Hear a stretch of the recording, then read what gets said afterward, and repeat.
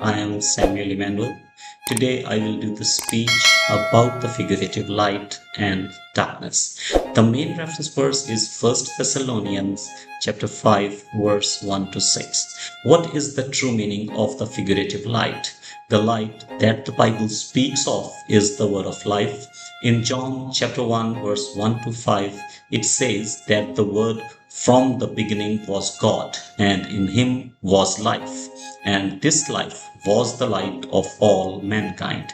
Therefore, the figurative spiritual light is the word of life, and spiritual darkness refers to the state of ignorance without the word. What is the reality of the light and darkness at the time of the first coming? Those who believe in the word of life that Jesus gave become children of light, and those who do not believe in the word of Jesus become children of darkness. In Isaiah chapter 9, verse 1, it is promised that the people who walked in darkness will see a great light. And the reality of this great light is Jesus and his word, as seen in Matthew chapter 4, verse 12 to 17. The words that Jesus spoke were the words of revelation that fulfilled the Old Testament.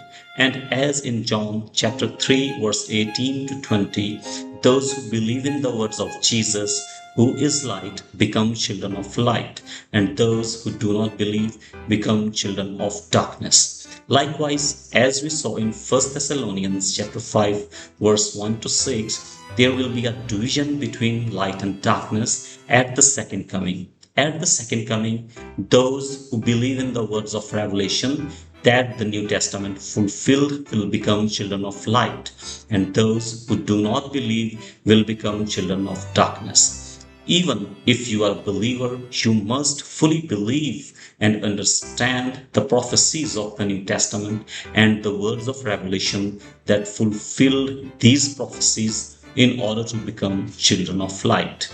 Only then can you welcome Jesus, who is coming again, and get salvation. Now is the time of day, the time when light shines. In other words, the prophecies of the New Testament are being fulfilled. At this time, we were in the darkness because we did not hear the prophecies and fulfillments of this New Testament. Now that the era of day has come, we must realize these prophecies and fulfillments and become children of light. Let's summarize the light and darkness. The light is parable, is the word of life, and darkness is ignorance without the word.